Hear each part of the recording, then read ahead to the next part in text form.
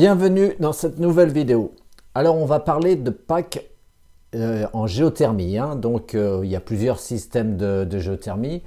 Comme on voit sur ce petit schéma de droite, là on va parler de géothermie sur de l'eau de nappe phréatique. C'est-à-dire qu'on prend de l'eau chaude à 15 degrés à peu près. Et donc on la fait passer par une pompe à chaleur. On va récupérer de la chaleur sur cette eau. Bon là il renvoie à 7 degrés, mais en général le delta T il est plus faible. Ça va être entre 11 et 12 de rejet, la température de rejet. Donc on voit bien que sur un certain débit, si on récupère de la chaleur, ça fait une certaine quantité d'énergie qu'on va ramener sur un émetteur. Alors c'est quoi l'intérêt de fonctionner sur une pompe à chaleur sur une nappe phréatique, parce que ça coûte beaucoup plus cher qu'une pompe à chaleur sur l'air. Il y a 2 semaines, par chez moi, il faisait aux alentours, pendant une semaine, il faisait aux alentours entre 0 et 2 degrés toute la journée. Donc vous voyez bien que si l'eau est à 15 degrés, elle est beaucoup plus chaude que de l'air à 0 degré. Donc c'est beaucoup plus intéressant. Donc dans cette vidéo, on va voir parler d'un cas concret. On va voir une rénovation d'une installation en géothermie sur nappe phréatique. C'est une installation d'expertise que j'ai réalisé il y a 3-4 ans environ. Et je connaissais l'installateur qui a refait l'installation.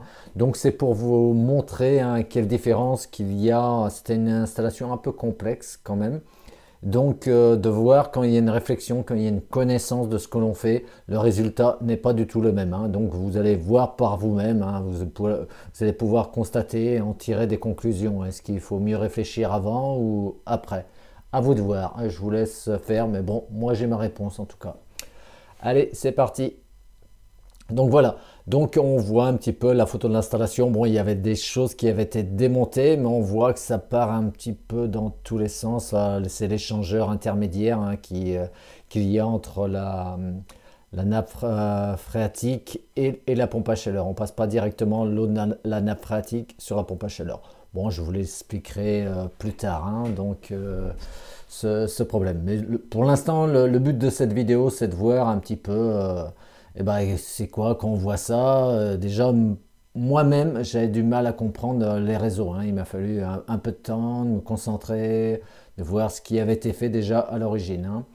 Donc là, on voit l'installation avec les circuits régulés là, partant sur les planchers chauffants, le ballon de stockage, le ballon tampon. Donc là, on voit, c'est une photo d'un autre côté, on voit les 23 voies, le ballon tampon.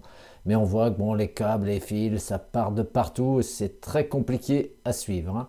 Donc j'en avais déduit, moi, un petit schéma de principe. Pour ceux qui suivent mes vidéos, c'est un schéma de principe qu'ils ont déjà vu. Bon, il y avait des erreurs, ce schéma de principe, mais ce n'est pas le but de cette vidéo aujourd'hui de dire les erreurs. Donc c'est ce que j'avais relevé. Donc on voit en 10, là c'était la pompe à chaleur, une pompe à chaleur au haut, donc avec le côté l'évaporateur, et là le condenseur. L'évaporateur, on retire de la chaleur, sur le condenseur, on cède de la chaleur. Donc une pompe de puits, une pompe immergée, qui pompe l'eau, qui l'envoie dans l'échangeur intermédiaire et on retourne plus froid dans le deuxième puits. Donc là, c'est l'échangeur intermédiaire, un échangeur à plaque. Donc ici, on a de l'eau glycolée, donc on récupère de la chaleur et hop, on refroidit ici. Donc il y avait un autre échangeur, c'était pour du free cooling, c'est-à-dire que l'été, on pouvait arrêter la pompe à chaleur, la pompe pouvait envoyer de l'eau à 15 degrés. Et là, on pouvait envoyer avec cette pompe, hop, on faisait circuler à l'aide de la 23 voies sur cet échangeur qui permettait de rafraîchir le plancher chauffant gratuitement. Enfin, gratuitement, il y avait juste l'utilisation des pompes. C'était moins cher que d'abaisser la température de l'eau. Donc, c'était même pas nécessaire parce qu'on pouvait envoyer de l'eau dans le plancher chauffant pour rafraîchir. Donc voilà, de l'autre côté chauffage, on avait un ballon tampon ici en 12 avec la 23 voies qui permettait, on chauffe le ballon tampon et là il y avait 2 circuits régulés, pour des planchers chauffants. Donc le ballon tampon, soit on le réchauffait, soit on allait sur l'échangeur piscine. Bon, il y a des problématiques sur ce schéma, mais c'est pas l'intérêt.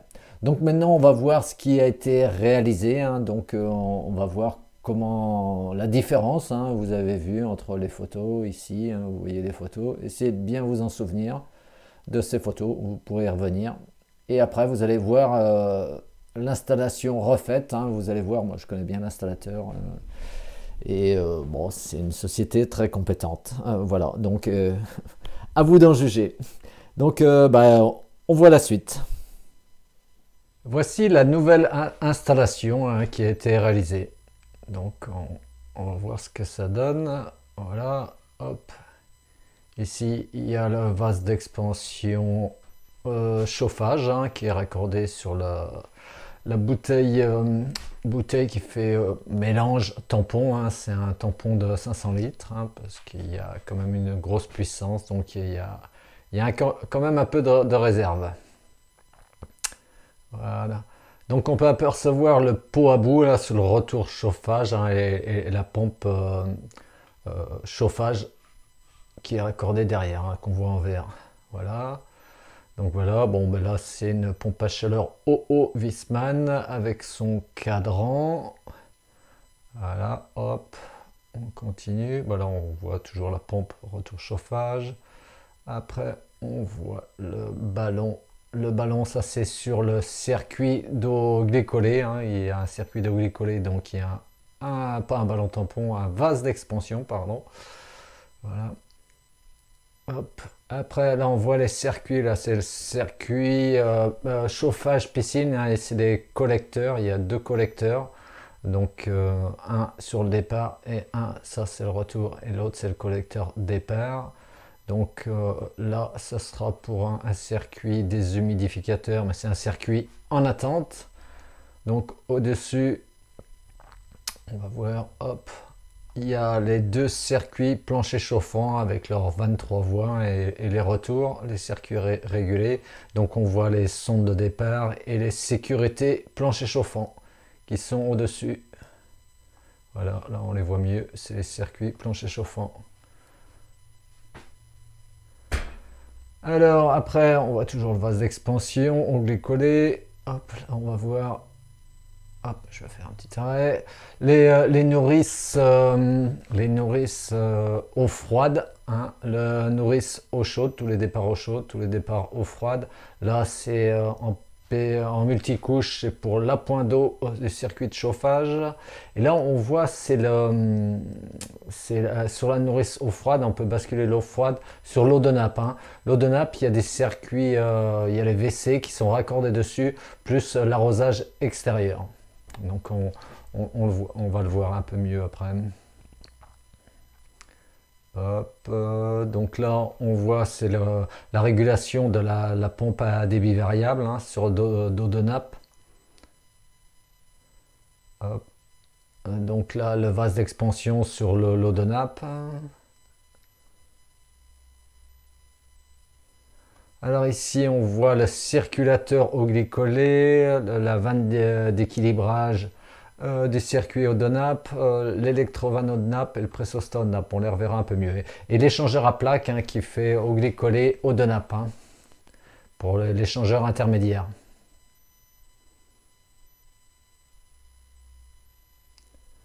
Voilà. Donc bon, rien. On voit que c'est quand même pas trop mal. Ah oui, j'ai oublié de préciser, elle n'était pas tout à fait terminée. Hein, tout n'était pas calorifugé parce que l'installation n'était pas tout à fait terminée.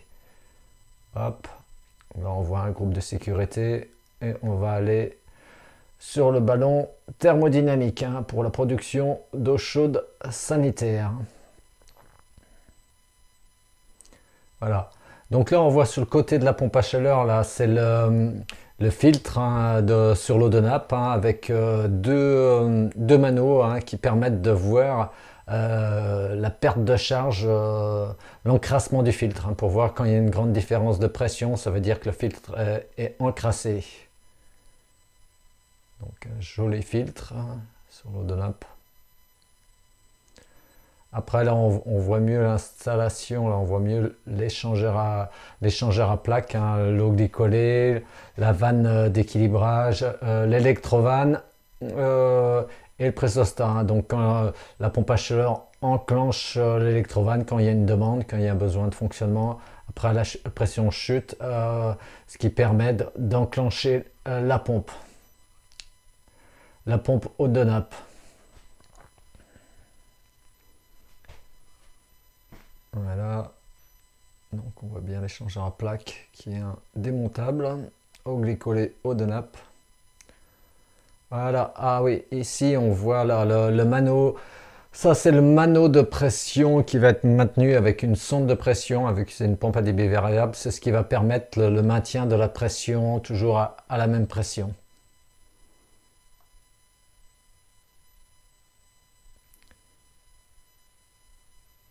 Et voilà, bon, on avait vu hein, le boîtier de régulation de la pompe de nappe, voilà, le vase d'expansion de nappe et la sonde de pression eau de nappe. Voilà. Donc cette partie est finie. On va pouvoir passer au schéma de principe hein, de l'installation pour voir, comme ça on va voir la différence entre l'ancien schéma de principe et le nouveau schéma de principe.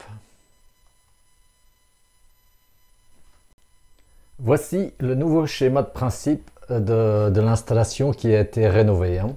Donc on voit qu'il est beaucoup plus simple que sur l'ancienne installation. Hein. Donc bon, j'ai pas tout mis, il n'y a pas les vannes, il n'y a pas les accessoires, un disconnecteur, thermomètre, vanne de réglage. Hein. C'est pour comprendre comment ça fonctionne. Hein.